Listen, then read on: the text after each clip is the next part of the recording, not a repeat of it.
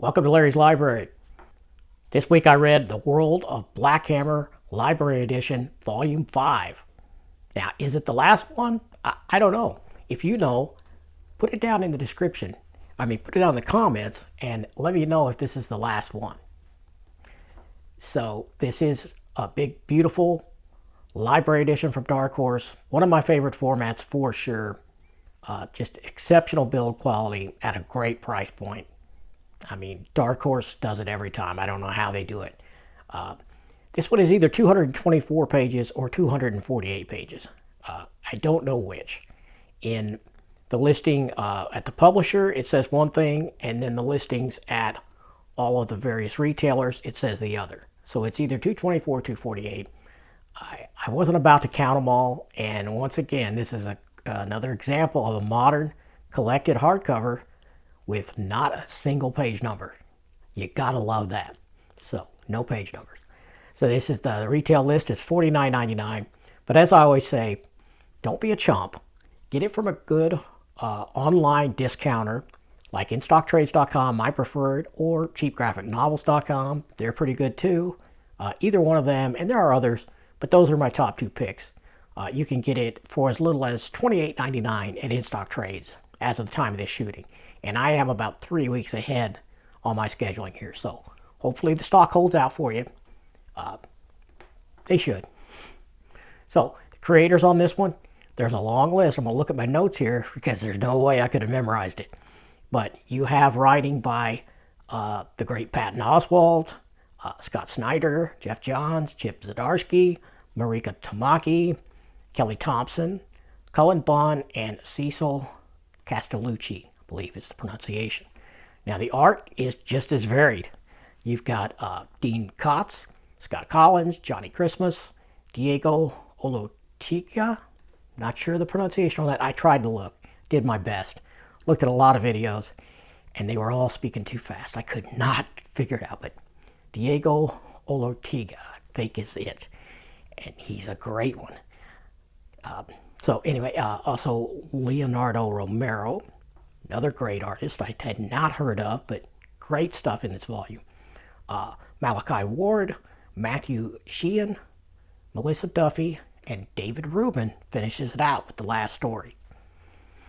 So the contents of this one, this collects the Black Hammer miniseries called Visions, and that ran for 8 issues, and each issue takes a different character or area, different character of the Black Hammer world, and either shows an untold tale or a little bit of backstory you didn't know, and you get to see totally different creators do each issue.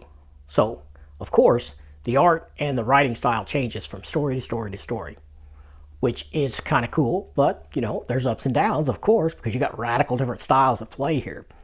But there's a lot of great stuff in here, and I am very happy to report that the worst art in here, as far as I'm concerned, the art that I did not appreciate as well as others, isn't terrible. So that's the good news. And the best art in here is spectacular. So it's pretty good throughout. It really is. I'm going to name, I'm going to start out, I'm going to name the ones I didn't care for as much, and then I'm going to talk about the highlights for me. Now, I did not care for issue 7 in here, the Miss Moonbeam story. I liked the story a lot.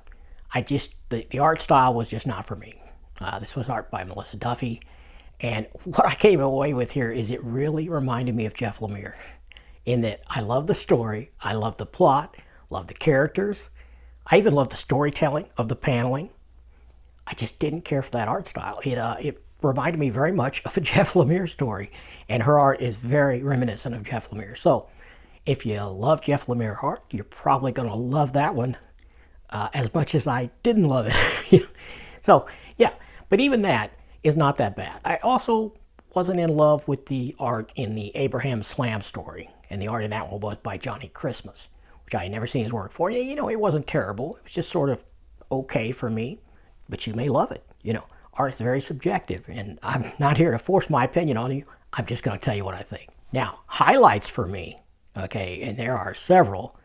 4 out of the 8 I just loved. I really loved it. and I'll just go in order as they appear in the book. I think that's how I have it listed here in my notes. But the Cabin of Horrors story, written by Jeff Johns, with some really good art by Scott Collins. I loved that one. Man, that was really good. Nice and creepy and dark. Just good stuff. Really good stuff. And issue 4, written by Mariko Tamaki, with the art by the one I stumbled on before. I'm going to try it again. Diego Orlotica on art. This was the soap opera kind of story where all of the Black Hammer characters were filming a TV show, and it was like a weird, creepy horror soap opera. Spectacular art. I'd never seen this guy's work before. Blew me away. I'll definitely be showing scans of that. Really good stuff. Probably the best art in the book, in my opinion, was in that story right there. Not my favorite story, really, but definitely my favorite art in this book. The Skulldigger story, written by Kelly Thompson, had some art by Leonardo Romero, which I had never seen his work before. Really good stuff. Sort of blocky pencils, big use of negative and positive space and black and white. I mean, it's a color story, but there's big black sections and then, not sure what you call that, but check it out. It's good. It's really well done. You get to see Skulldigger find love in a weird way. It's kind of the Black Hammer universe version of Catwoman or the Black Cat style of sort of anti-hero thief, kind of gets involved with a hero. It's like that. It is Black Hammer's ode to Daredevil Elektra in some ways. So, Elektra, Black Cat, Catwoman. Yeah, it's good. It's really good stuff. Had a lot of fun reading that one. Good. And then the thing ends with, on a very high note, the Horseless Rider story, written by Scott Snyder, with some really good art by David Rubin. It is nice. That is a really well done story. Spectacular ending. You'll leave the book with a smile on your face. And then it's got a lot of nice material at the back. There's a sketchbook and a big cover gallery, all kinds of alternate covers that were used in these books. Really good stuff. Yeah, I liked it a lot.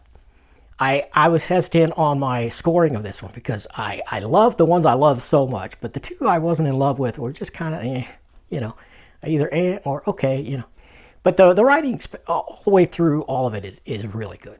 So if you're a writer first, this might be a total 10 for you. For me, I've vacillated between 8 and 9, and I think I finally landed at an 8, but it's certainly a solid 8 out of 10 for me. And so if you are collecting all the Black Hammers, like I am here in these nice editions, then of course you're going to want to get it. And I can totally recommend that, no problem. So if you're a fan of that universe, you're going to have to pick it up probably. And like I said, there is some really good stuff in here, some real gems. And so, hope you like taking a look at this. That's all I got this week. If you haven't subscribed yet, please do that. Hit the bell, notify yourself. Give me a thumbs up if you liked it. And come back for more if you loved it. And I will see you next time.